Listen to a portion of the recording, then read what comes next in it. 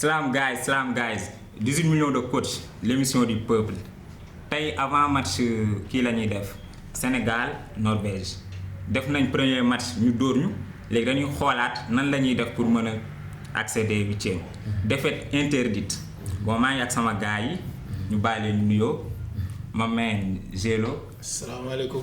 maaleykum salaam. ay góoraloo may wax des fois Gélo. Gélo yes. kontaan ci plateau bi di nuyu ñu ma ko bokkal ñëpp. voilà merci gars. moo Dieng. salaamaaleykum sama gars yi. borom Mesere. oui nuyu waa Mesere di nuyu gars yëpp di wax kontaan naa si lii ak Bébéto bu ñu invité fii nii ak gars yi ma bokk plateau bi. maa ngi leen di bëggee yéen ñëpp. yes di bëggee waa Sénégal bi yëpp. live. waaw ziar gars yi di leen ziar bu baax. delloo ziar. waaw di kontaan si invitation bi. waaw jotaay bi rafet na. yes. waaw 18 millions de kontaan nañ daal yaa ma gën a xam daal. waaye sànq la waaw teew nañ fas yéene waxtaanee mbir mi daal yaa ma gën a xam. ok oui. bon léegi Sénégal dóor nañ ko premier match am mais c'est un match à oublier léegi dañuy dem ci deuxième match face à Norvège yéen léegi nan la war a équipe bi mën a appréhender match boobu Gélo. waaw merci question bu am solo.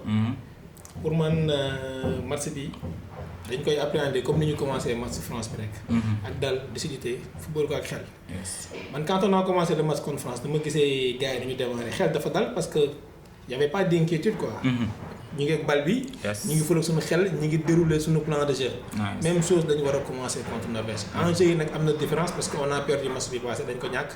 te bii défaite bi dañ ko voilà. tu l'as dit tout à l'heure défaite interdite donc ñun. mine de rien on doit sortir avec un point. mais un point d'objectif bi objectif bi 3 points la. donc match bi da nga koy jël ak sérénité. ak xel mais aussi respecter les plans. et les consignes du coach. ak aussi xam ne match 90 minutes la. voilà man daal pour man comme ni ñu commencé match France dañ ko war a commencer.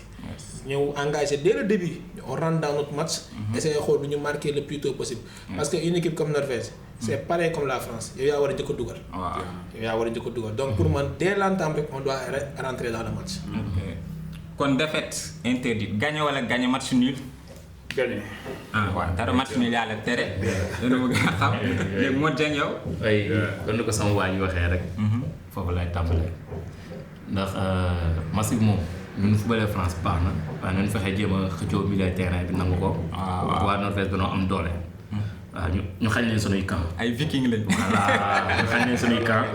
nan leen nëbb camp yi daal. ba pare tamit attaquant yi tamit gën a efficace. surtout bañ a raté te xam ne tamit match moom. duñu laaj ko football ko gagné la ñuy wax. duñu amee rek na nga ko respecté rek dugal ko toog xaar leneen. match bi tas voilà match bi tas ñu génn ñu gën leen a tas ñoo leen mën France sax dafa rëcc waaye ñoo ko mën. sérieux li nu am raté ko loolu la France am dugal ko. waaw kon bu ñu defee ñaari 45 yu mel ni boobu rek nice. waaw mais xam nga si erreur chaque jour nit si nga war a mën a jubbanti ko quoi. maanaam suñu erreur yi ñuy romb. looloo ñu war a yee si match bi. surtout loolu waaw sooy xool dafa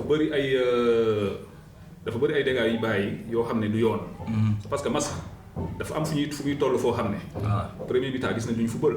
leer. ça s'est bien passé ñu maanaam ñu dominer France. maanaam si loolu dañu waroon ñëw def suñu changement te loolu noonu la ñuy bañ mu dal ñu. si diggante ñun ak Norvège ndax Norvège du France. France lu muy mayee ak maanaam ak lu mu ñuy sóoraalee. ñee xamuñu comme France ñee bu ñu ñëwee dañuy bëgg. te ñun tamit loolu la ñu war a fas yéene taxaw.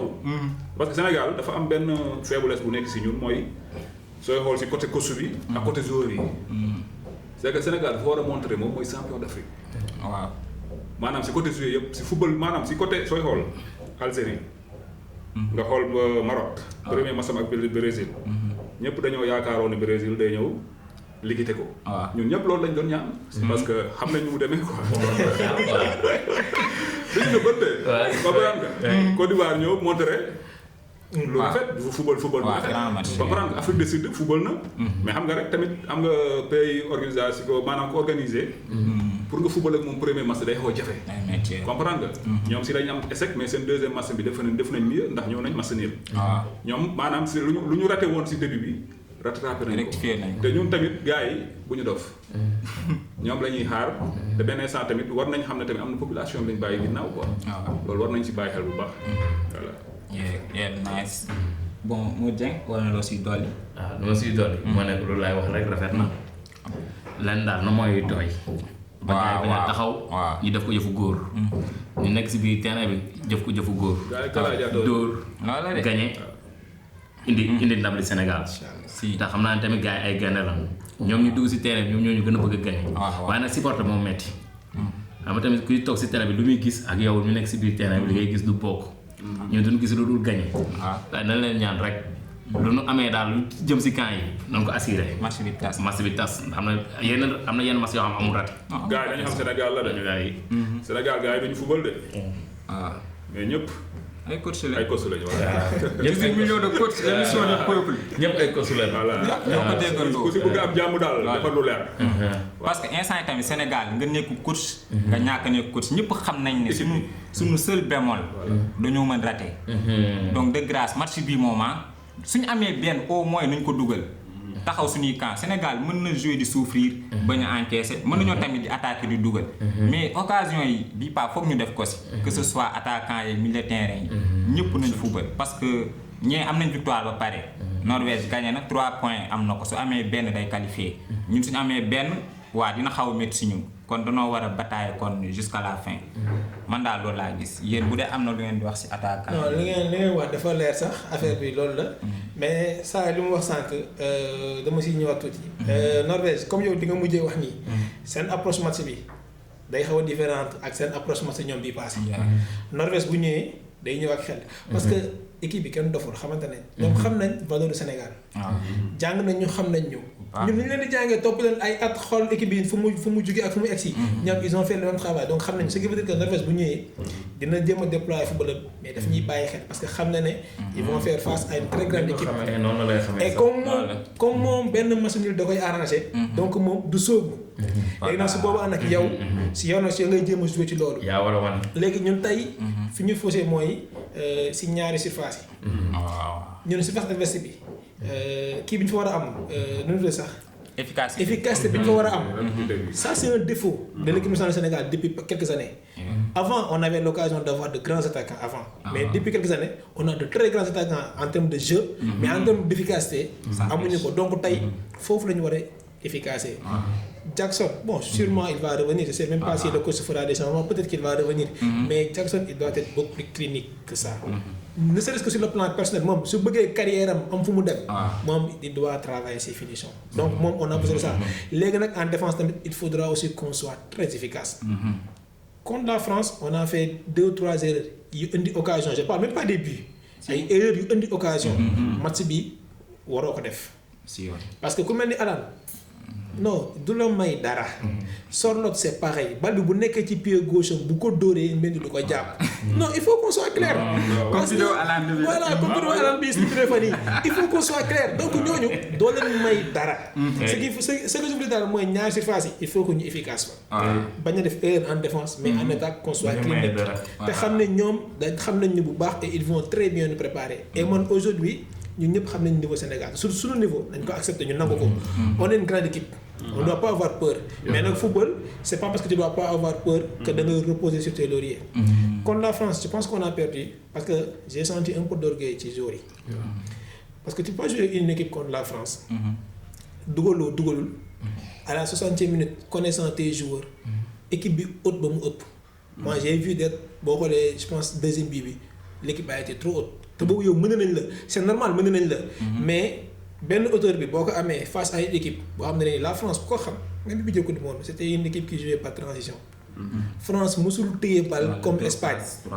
France ils font 2 passes maximum. ñu touché Mbappé. bi ñu jël Coupe du monde bi c'était Pogba.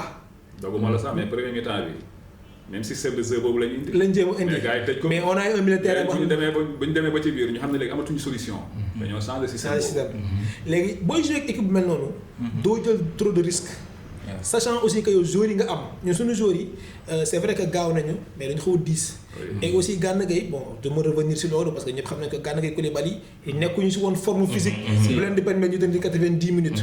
xam nga bon loolu du ma si épilogue lu bëri parce que je pense que coach bi dina def ay jàngatam. li si war dina ko def parce que moi j'ai confiance en Pape Thiaw. mais l'essentiel mooy tu dois être sûr. wóor sa bopp jouer ci say valeurs. mais bu mu la naaguloo.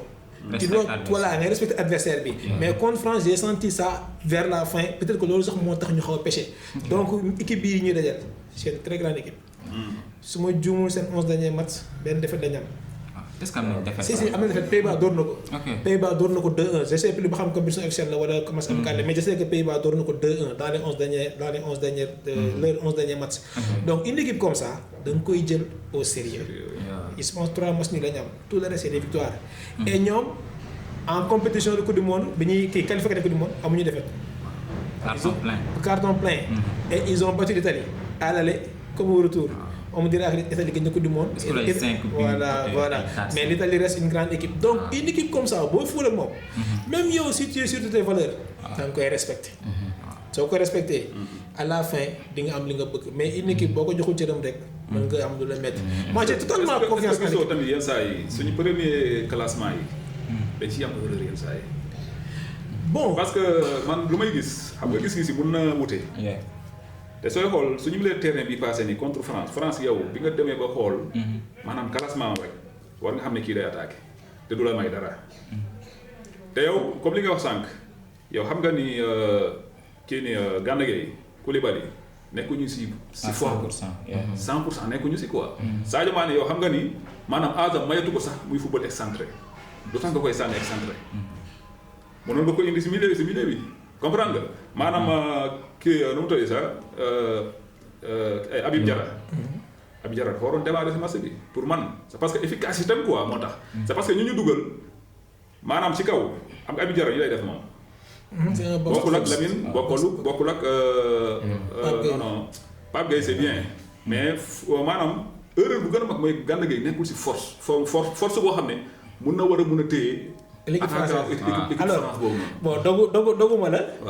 mais luy wane ne choix wu 11 Pape Thiaw baax na mooy premier mi-temps. parce que premier mi-temps équipe nationale Sénégal à part les ratés. mënoo reprocher dara équipe nationale Sénégal. donc loolu dafay jox raison Pape Thiaw. léegi nag là où l'équipe a coché. mooy c'est dans les changements. gis nga équipe même les Français xam nañ ko de xam nañ ne jours yii nii au bout de tant de minutes.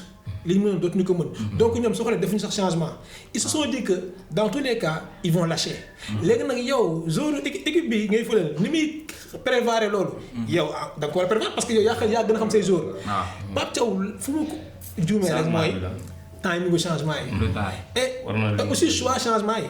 parce que man à sa place li nga wax sànq je suis d'accord damay génnee Sadio. à sa place damay teel a génnee Gana deuxième bi Gana am na ci wàll. dafa óowoon trop deful faute.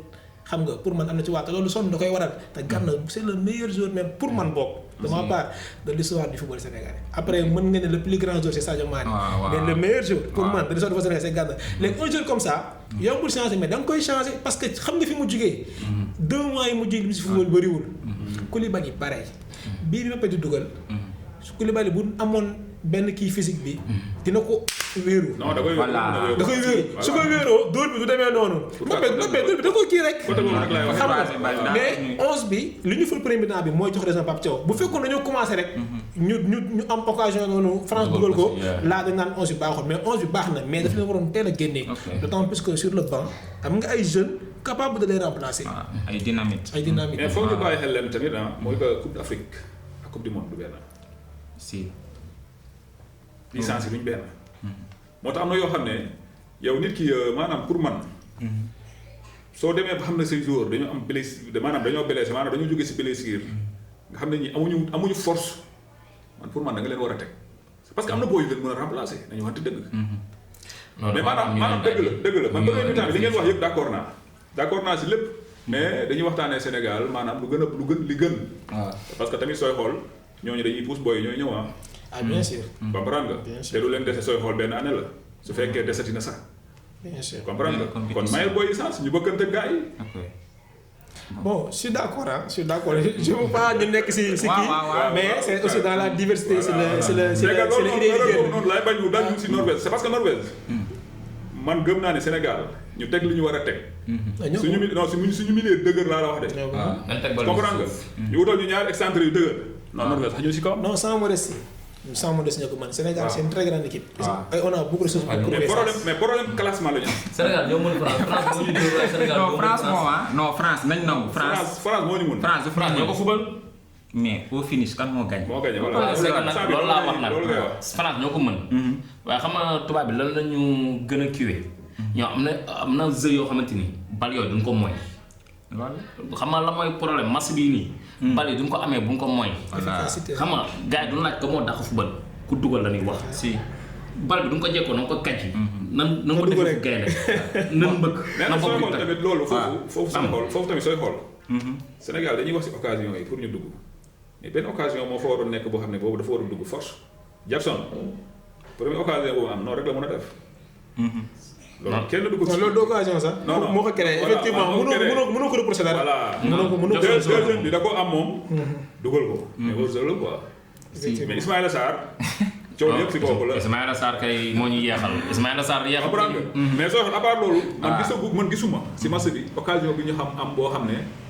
moo gën moo mel noonu gisuma ko. si war a dugg occasion franche. deuxième mi-temps bi Jackson. deuxième mi-temps bi yëpp occasion yi am yëpp France moo ko am. ok te loolu noonu seen changé tactique moo leen ko may. c'est parce que dañoo dem ba benn instant ñu xam ne Sénégal nañu football ak moom ak expérience. ok bon léegi wax nañ ci France. léegi dañuy rebondiraat parce que dañu na def sax kii bu parfait benn liaison. efficacité la ñuy wax te ku wax efficacité wax Erling Haaland léegi pour yéen. kooku jaaxaluñu. non Erling mais lu mu am da koy dugal. mais par rapport ak suñuy attaquant. mais luy wax ji. na ngay football ak moom. na ngay football ak moom. lan la mën boobee baax. sa waay Maroc ak tànk yi Maroc. tànk yi du ko kii. Maroc moo gën a nan leen pompé. nan leen pompé maanaam football ak Maroc moo gën a metti football ak Norvège. taxawal nan leen pompé. waaw nangu milieu bi xeex ak ñoom si milieu bi. waaye Haaland moom bu mu jege kaay. mi ngi noonu nag. nan jéem a xeex ak ñoom. nangu milieu bi. ak équipe bi. man gis naa ci statut yi ku posté. ak équipe bi je pense fii laa gisee sax. da ngay réviser Aïda waaw da ngay réviser Haaland sorloot génn. voilà. alors wax bu am sens la pour revenir si question bi. pour dire que ne Norvège aussi du benn jour. Norvège du benn jour parce que boo jëlee Haaland ci attaque bi am nga sorloot. bu dee côté bopp sorloot moo gën danger. et sorloot aussi bal bi bu traîner foo xam te ne nii mën na ko dóor. du ko puusaat da koy ñëw rek dóor. donc loolu. il faut que ñu koy bàyyi xel. pour Haaland nag si je dois faire bu fait sama avis ci moom. parce que mooy atu offensif. mooy atu offensif numéro 1. ak Odegaard.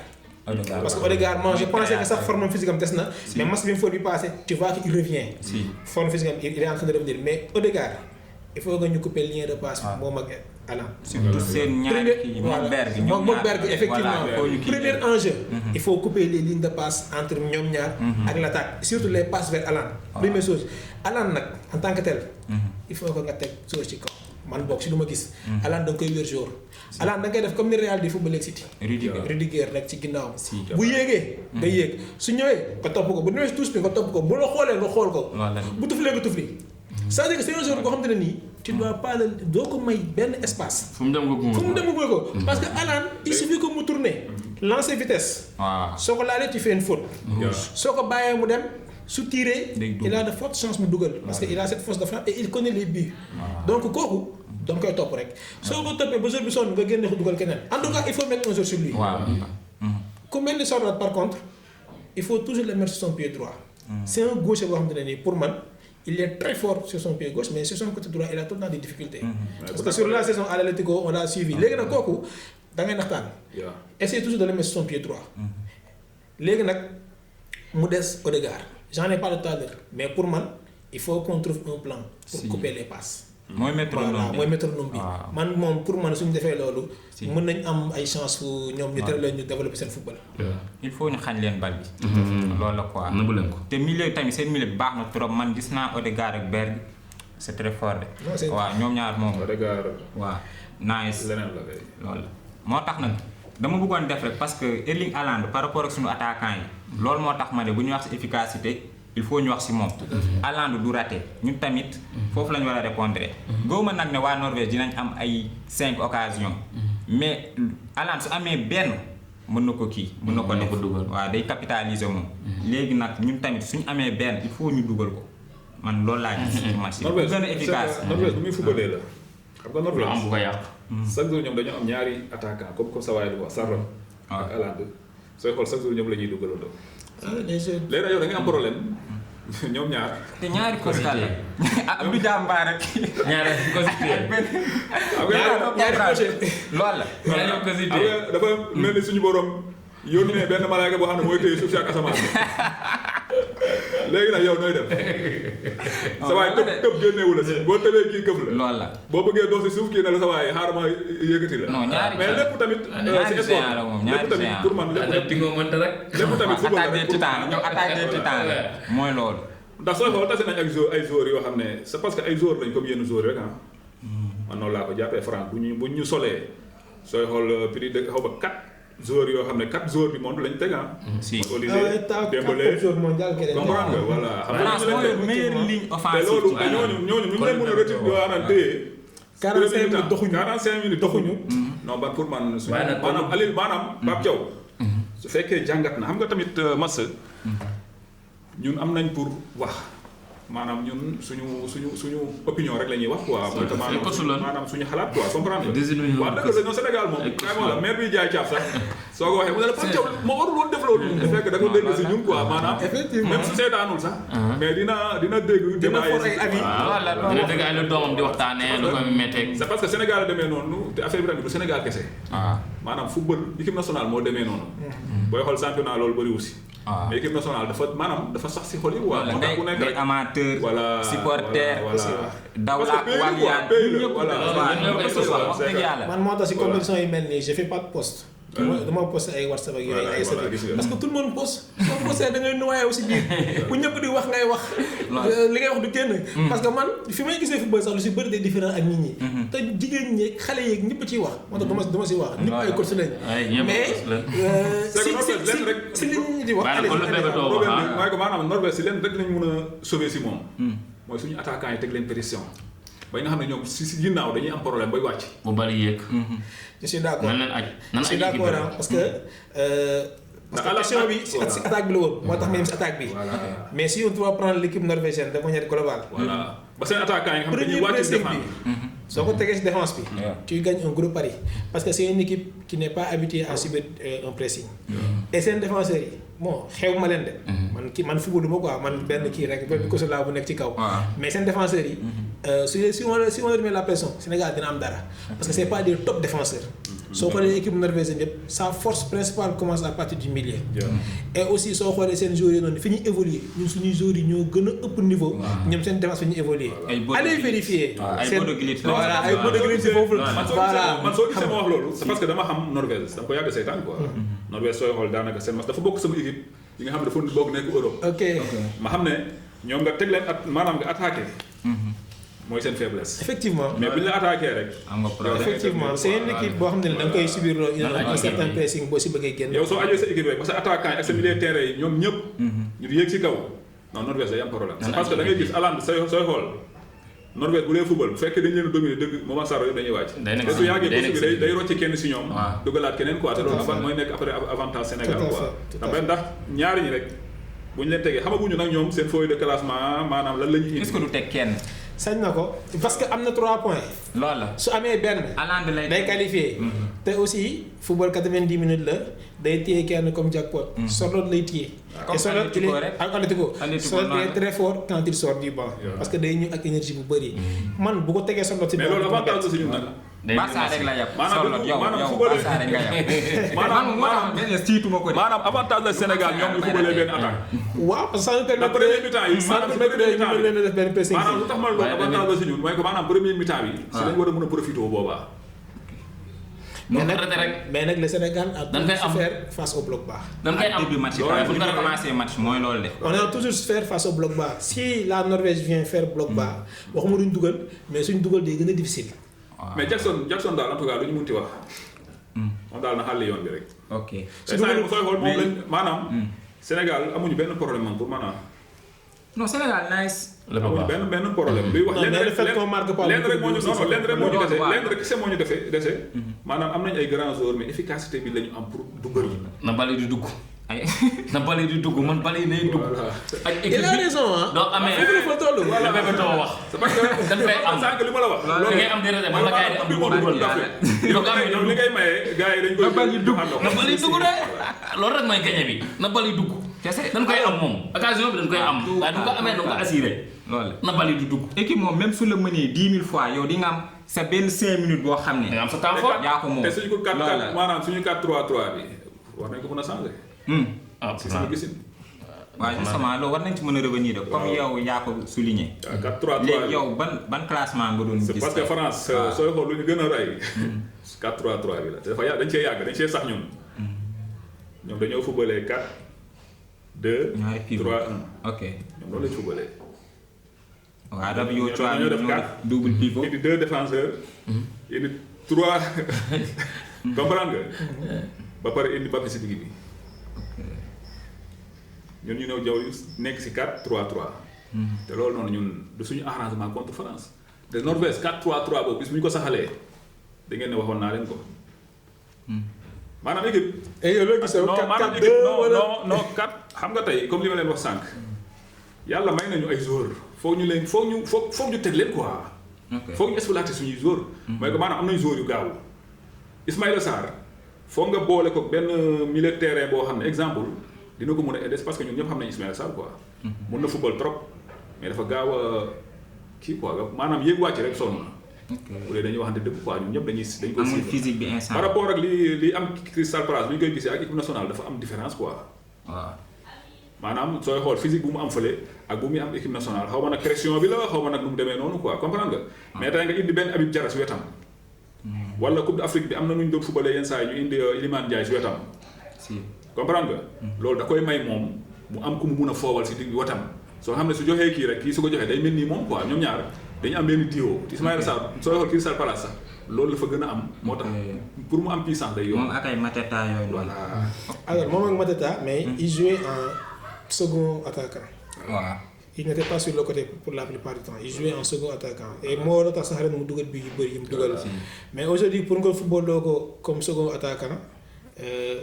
da ngay risque nga am feneen foo perte.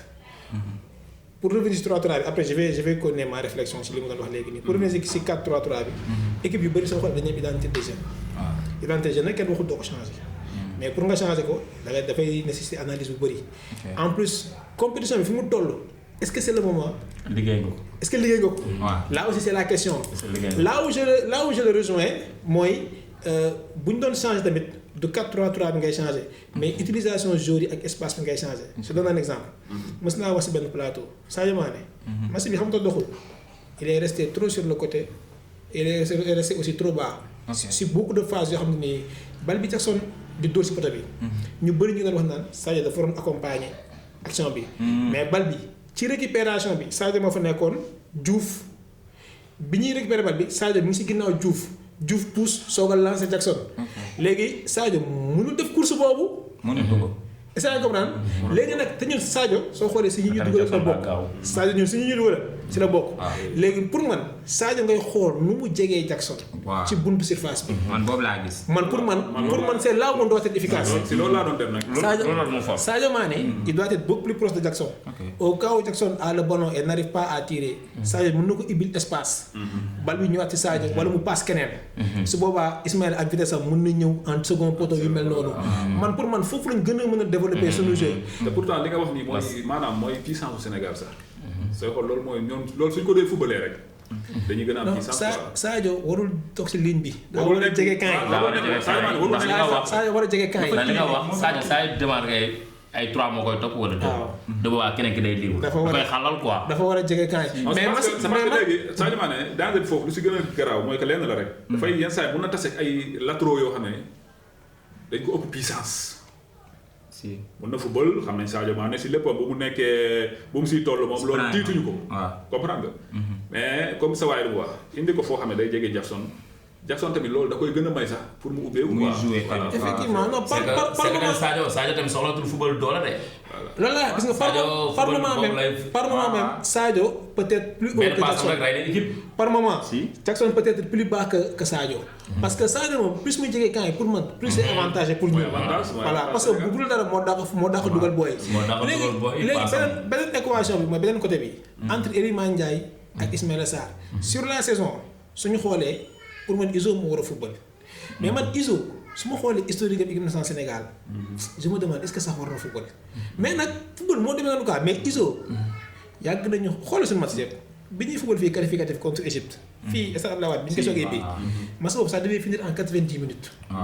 Iso bu xawoon mën dugal tuuti rek on termine le match en 90 minutes boo ñëwee ci CAN bi même avant CAN bi CAN contre Afrique du Sud Iso comment on dit ça CAN bi ñu football Côte d'Ivoire Iso il a raté beaucoup d'occasions je parle même pas du match contre Côte d'Ivoire mais dans la CAN Iso ci CAN bi ñu jógee c'est tout le temps pareil il y a des occasions yu mu war a dugal mais man je me demande pourquoi il les marque pas fin saison bi man dama amoon confiance ak bi yu mu dugal place pour man nag il va être dans la même lancée normalement xam nga c'est pourquoi ma ne voilà bon Iliman sax mën na xaar parfois parce que Iso il est peut-être plus efficace il va nous apporter kii donc foofu équation la doon ci terrain bi rek ngir mën a joxe raison wala coach wala dara instant bi nii man mënu mën a laax nañ tekki wala ñu tekki parce que dans tous les cas suñ duggee ci terrain bi Iso dugalul après tu vas être là Iso de mooy loolu tant que dugalul doo mën a confirmer ce choix alors pour man aujourd'hui Iso c'est un futur ballon d'or africain en principe normalement léegi nag joueur boobu comment tu vas avoir l'audace de le mettre sur le banc mais aussi il doit pouvoir se dire que entraîneur bi foog ma jox ko raison quoi il faut que mu dugal donc moom bu dugalee rek jaanam day wàcc dinañu libérer sur l'autre côté ñu xool nu ñu avancer loo Sadio pour man loolu mooy enjeu yi ñun nag bu ñu fàtte aussi pour nga jouer pour nga changer 4-3-3 bi soo xoolee il faut nga wàññi peut-être benn milieu de terrain te ñun nag on a un très fort milieu de terrain te boo doolee milieu de terrain aussi da ngay affaiblir sa attaque kon yooyu yëpp ay enjeu la pour man le 4-3-3 moo gën a adéquat ak effectif bi ñu yor pour man dafa équilibré et ça nous a aussi valu beaucoup de satisfaction léegi nag en fonction de évolution match bi comme on a fait avec la finale en fonction évolution match bi comme finale bi contre kii dañoo génnee dugal beneen joueur ñu football en 4-4-2 loolu ci biir match nga koy décider comme France ni mu décidé indi Olysée loolu coach mooy am ingéniosité boobu noonu voilà mais pour commencer ak fusionner match bi quoi mais pour commencer on peut aller sur du 4-3-3 sachant que on a sur le banc des attaquants capables de rentrer des milieux de terrain aussi capables de se remplacer pour moi si on le fait moo ngi dox nag 4-3-3 bi comme ça yow moo si dinante dugal bi rek ñu manqué dugal rek parce que 4-3-3 bi mu ngi dox moo si dinante ñu xala effectif bu baax lañ yor loolu mooy rejoindre li ngeen wax comme ça yow yaa ngi naan Iliman Ndiaye kii ne Ismaïla Sarr ñun ñëpp yaakaar nañ leen kon loolu tamit force la boo xam ne nekkul équipe yëpp ñoo ko am amul équipe yoo xam ne dañuy ñëw di permettre naan damay jël Iliman Ndiaye teg ko banc wala damay jël Ismaïla Sarr léegi Sénégal am na force boobu léegi match bu demee kii bu doxul keneen mën na ñëw tamit mu remplacer ko loolu kese la ku si nekk mën na remplacer sa morom loolu ku si nekk mën na remplacer sa morom parce que booy si banc bi parce que Sénégal boo xoolee mondial bi nga xool liste yëpp nga xool liste joueur Sénégal bi ça se tape ak ay Espagne Angleterre Argentine loolu la même Argentine sax amul lool Argentine collectif lañ am ak koo xam ne mooy loolu mais j'ai vu une vidéo de Pape Thiaw doogu ma la je pense que CAN bi la bu muy présenter effectif bi joueur yi bu toog mu ne leen voyez ça liste bi il a affiché la liste sur un écran mu ne leen voyez ça mu ne leen lii ça n'existe pas ailleurs mu ne ailleurs c'est 12-13 jours maximum le reste ça colmate mu ne ici ça colmate pas mu ne booy il faut que vous méritiez vos places foofu da mu ngi ñu wàññi ne ñun effectif bi ñu yor non je te dis il y a pas deux équipes au monde qui l'ont du tagguma Sénégal nawuma sama bopp mais c'est la réalité on a un effectif riche sur tous les plans léegi nag loolu su ko amee mais problème boobu la ñu am moo tax saa yu perte match rek population bi yëpp wax parce que problème bi ngay wax nii loolu ñun dañu xam lu na am waaw lu na am risque mais est-ce que loolu des fois tamit du sonal joueur am benn pression sociale parce que muy Ismaïla Sarr day comme si bu ñëwee da ngay sentir ne kii dafa yanu lu diis waaw mais Ismaïla Sarr xam na lu koy xaar loolu daf koy xaw a sonal non xam na lu koy xaar c'est parce que Sadio Mané bientôt dafay quitter booy yooyu fii nekk comprendre nga te saa booy fii nekk moom mooy seen moo war a nekk lépp moom moo war a mun a wane bon exemple quoi moo tax am na yu bëri si biir match yi peut-être nag match bi di ñëwaat dina toogaat ak xelam quoi peut-être su xalaatee moom après benn charge buy ñëw si kawam dina xam peut-être mu changé quoi te ñoo ngi koy ñaanal yàlla loolu affaire yi changé bu dugal même bu dee 3 bi sax gis nga Sarr il y a de cela ay 5 ans si ginnaaw moom moo waroon nekk comme Sadio Mané parce que Ismaïla Sarr yaakaar buñ gars yi amoon sama ak lu mu doon wane Ismaïla Sarr fa suma biir yu ne dugal na ko man damaa ne c'est comme benn genre li may wax rek éternel espoir moom da nga koy xool comme ay Walcott man comme foofu laa ko catégoriser parce que bu ñëwee équipe nationale moment pression bi la man nee naa pression la parce que am na talent beeg yooyu yëpp day def appel yoo xam ne c'est les appels qu'il faut mais bu ñëwee ba si camp yi xaw ma day jubilé ci xelam avant muy dugal affaire bi daal doo comprendre man non il manque grave d'efficacité en équipe nationale Sénégal mais est-ce que pression la parce que une équipe qui gagne après pour man la pression dafa war a wàcc xam nga bu doon Sénégal gagne dans les normes mais dans une équipe qui gagne la pression dafa war a wàcc parce que les conditions sont réunies nga dem ba gagner CAN en plus pour man il doit plus se mettre cette pression là en plus saison bi mu def nga ni saison saison bu gën la def dugal bi bari tu es le meilleur buteur de kii yéen bi sax Conférence League avec 10 bi xam ou plus kooku suy ñëw national ba jël coupe bi ñëwaat waaw kooku tey suy ñëw pression moom non match bi di ñëw match bi di ñëw day fay mën nañ ko wax pression mën nañ ko loolu la war a def de non bi yee dafa ñu ko lebaloon match bi di ñëw day fay double pression nekkatul si moom de parce que en tant que grand joueur bu mel nii moom warul nekk si parce que xam nga tamit dañuy wax li nga xam ne tamit mooy lu juste quoi mais man loolu laa gis de parce que Ismaïla Sarr bu ñëwee dafay def match léegi lan moo tax efficacité bu muy am Crystal Palace du ko am Sénégal te day def nga di match mais da ngay au finish dafa raté match bi ngay wax contre kii bi waa Égypte xoolal loolu daf waru koon raté il a eu un ballon second poteau moom rek ci kii nii bu muy daw taf ko fële second poteau nii bal bi génn comme bal bi mu raté nii rek mais boobu bal bi raara der la mais je te jure mu kii ko xam nga parfois tamit doo comprendre quoi doo comprendre loolu moo logique soit kii pression sociale la te wax nga dëgg Sénégal xas na ba gagné mais voilà xas na ba gagné quoi xam nga à l'époque ay 2002 yooyu noonu tu peux dire que ne pression dafa xoon bëri parce que joueurs yi ils n'ont jamais connu ce niveau là mais aujourd'hui ñun suñu équipe Sénégal on est à 5 victoires en Coupe du Monde en 11 matchs si ñi def plus 6 victoires la ñu am mais en 26 matchs Ghana Maroc ak Nigeria ils sont dans 26-23 matchs ñun en 11 matchs on a eu 5 victoires ñun on a joué quart de finale ñun ki ñu doon huitième de finale Coupe du Monde bi passé Angleterre la kon ñun on doit plus avoir benn pression boobu noonu parce que on a su faire des choses grandes xam nga donc ñun suñu joueurs yi il doit se dire que